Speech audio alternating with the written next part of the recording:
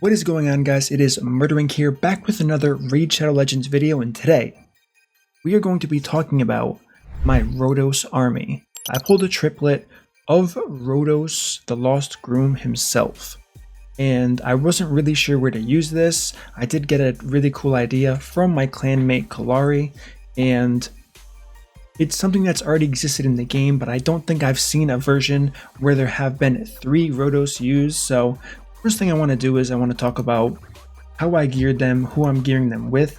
Obviously, any champion with a partner bonus, it will apply to however many partners you actually add to the team. So looking at Siphi and Eternal Bond, heals are always by 10%. This is kind of her base part of the kit. The partner bonus part is removes all debuffs from Rotos the Lost Groom at the start of their turn if they are on the same team. Now this applies to 1, 2, 3, 4, 5, whatever, however many Rotos you have that you can use in whatever content you're using. This applies to all of them. So from this, a strategy was devised if you had double Rotos, using siphi double Rotos, and usually a Krisk or someone like a Mountain King in Platinum on reset. So I took my triple Rotos team to reset. So really quickly showing you the gear that I use for purpose I'm going to show you, and what it's really useful against are damage dealing hegemon teams. Now, if you've ever been to Platinum, you know that a lot of them can actually one-shot your team if you don't prepare properly.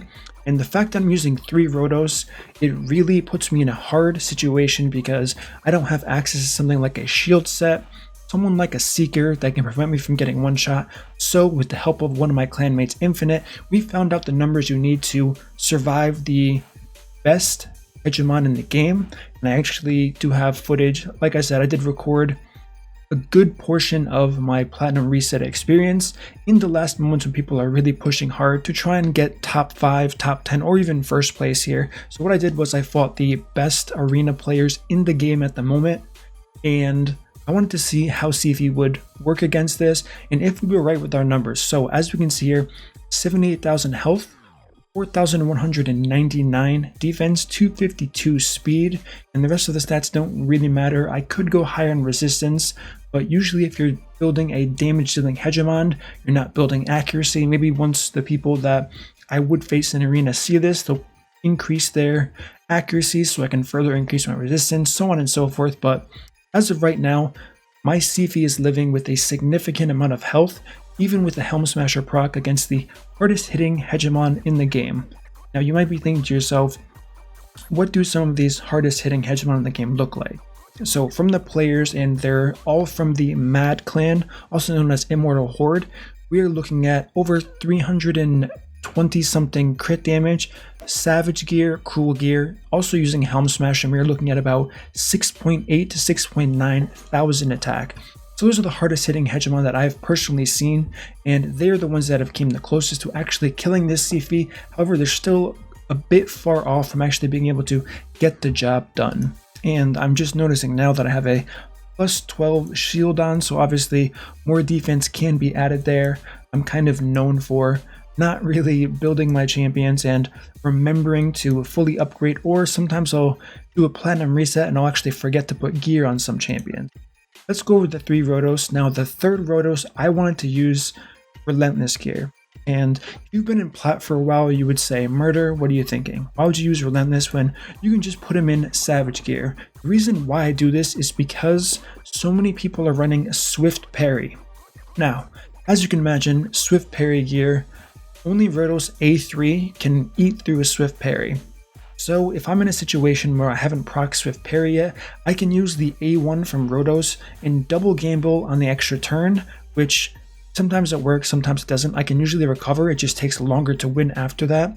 But when it does work, it's a much faster clear and it's extremely efficient instead of trying to brute force all of the teams, since 3 Rotos can really kill any group of revivers, whether it's 1 or 2. People rarely use 3 revivers, and you're going to see, and some of you may be shocked who aren't in Platinum, how big some of the shields are that I'm not going to be stripping. I'm going to have to power through. So this is the stat on the first Rotos I have in Relentless gear: 6.5 thousand attack, 281 crit damage, and the masteries are going to be the same for all of them. And the next we have our Savage Rotos, also with a shield Divine speed set, probably not ideal, it's just the best gear I had. Since I have a lot of my gear spread pretty thin across many champions, these are the stats for the Savage one, 266, 6.2 thousand attack. And finally, the third Rotos that is in Savage and Cruel here, we are looking at 6,000 attack, 267 crit damage.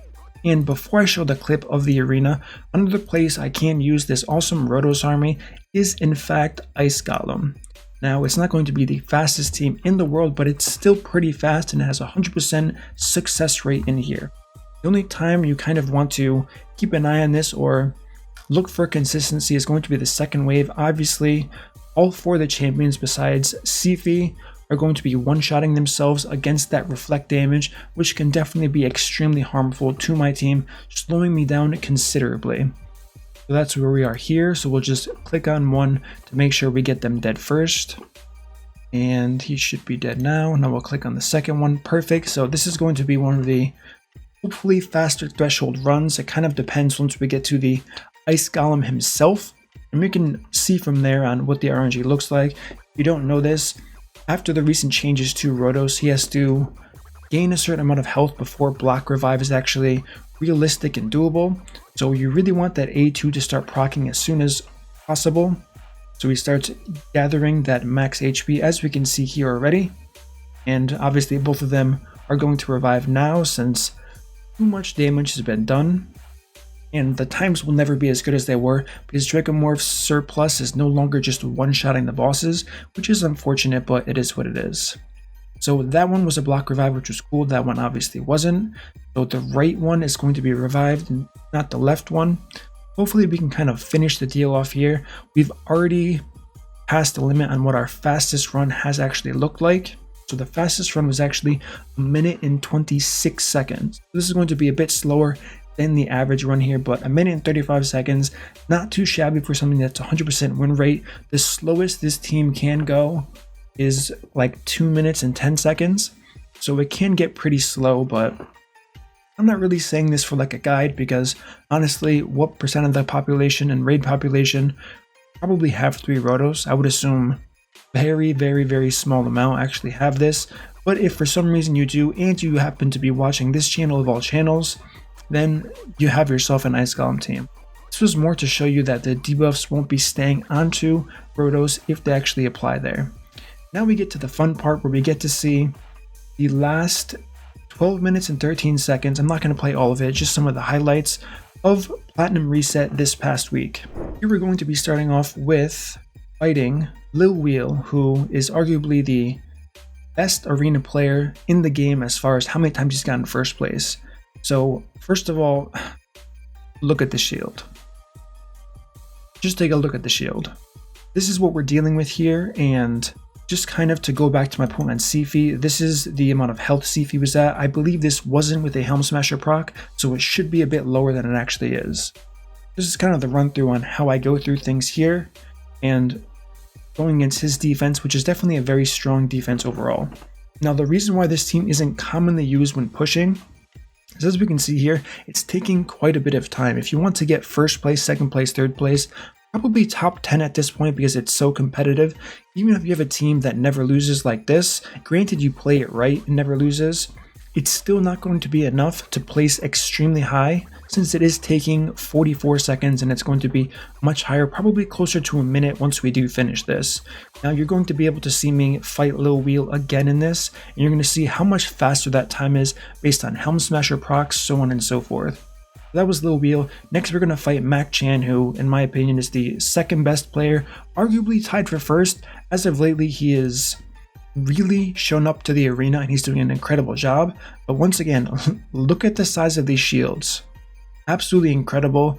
And imagine trying to cut through all of that shield with just 2 Rotos. Okay, so let's say you only have 2 now. What do you do next? So the fact that I have 3 and we're getting extra turns definitely is a strong step forward here. Now ideally, it would be best if my Rotos could actually kill that Duchess a lot quicker. And luckily, once again, extra turn there, which did save me, but this is the strength that I'm talking about of what can happen if you have 3 Rotos on your team, and even a Mountain King would work in theory. Can it one-shot a Duchess? Probably not. since it is weak affinity, but we have 43 seconds here. And let's take a look at the next team we're going to fight. So another Mad member, Red Milk Tea. Once again, let's take a look and see what his shield looks like.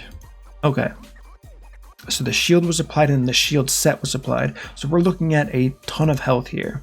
But once again, keep an eye on our... And this is actually a really strong build because he doesn't have 100% crit rate, which is actually something you want to do. But he does have Swift Parry on the siphi. So this is where having that third Rotos really comes in handy here.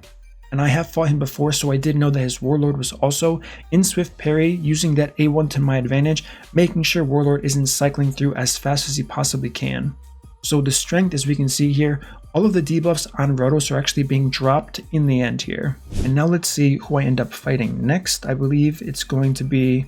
Okay, we're going to fight Mac-Chan again next, just to kind of see. So Mac-Chan and Lil Wheel, to my knowledge, have the best hegemon in the game as far as damage goes. And that's the amount of damage they are in fact doing to my siphi with those stats. So if you're in Platinum, pushing for Platinum, that's kind of a gauge on where you want to be able to survive all of these damage dealing hegemons on your offense team. If you are fighting, once again, you're probably going to have more support champions with you, but just in case you don't want to use one, these are the ideal stats you can in fact run to make sure you're surviving. Now, since I'm surviving by a decent amount, you can definitely go lower, but I wouldn't bet on it too much because you do start getting into risky territory here. So now we're facing the top two people in the arena over and over again. Once again, we can see the health of Siphi there. That's probably one of the lowest it ever will be with the Helm Smasher proc. And now we're going against Warlord, and it looks like the Swift Parry did not proc, which will make this much faster clear overall than the last ones were. Although maybe not. Ideally, the fastest times you tend to see against Platinum quality teams are, I want to say, 30 to 40 seconds. Those are some of the fastest times you'll ever see against like a really well-built team. Now, some teams aren't as well-built as others, so you will get faster times for a team like Siphi and Double Rotos or Triple Rotos, as I'm using here. And you never really know until you try fighting them. So now that I showed you Mad, let's go ahead and try to find someone else. So Taula Gogo, great player. So let's see what we can do against his defense here. He's running something different than a Krisk, and any team that's not running a Krisk is going to have a much harder time on containing a team like this. Like this time specifically. Let's see what the final, had we killed it there, would have been, I think, 12 seconds. It ended up being 15 seconds. You're rarely going to find a team like that once we get, I believe, I can't really see the time. So 5 minutes and 35 seconds. Once we get to the other defense, you're probably not going to see teams like this. So guys, that's the basic rundown on the Rotos army team. This wasn't really kind of a guide on how to run triple Rotos with a siphi, because like I said, the amount of players that are actually going to have this exact setup is going to be slim to none. However, if for some reason you do have a single Rotos with the siphi, now you kind of have an idea on how you can use that passive and partner bonus to their advantage when they're fighting together. Very strong against someone like a Hegemon team that does enough damage to actually proc Rotos' passive straight out the gate. And also kind of giving you that brief example of what it's like in a dungeon environment. You can use that in Dragon, you can use that in Ice Golem, as you saw, even with just one Rotos and a siphi together, and you can get a lot of success. Even without a siphi, Rotos and the Ice Golem is very strong. Yes, he does have the potential of block reviving once he steals enough health, and it's really hard to kill a Rotos. Now, if you want to use Rotos only, I highly recommend using like a lifesteal gear set for him if you do want to have a 100% win chance on the Ice Golem 20.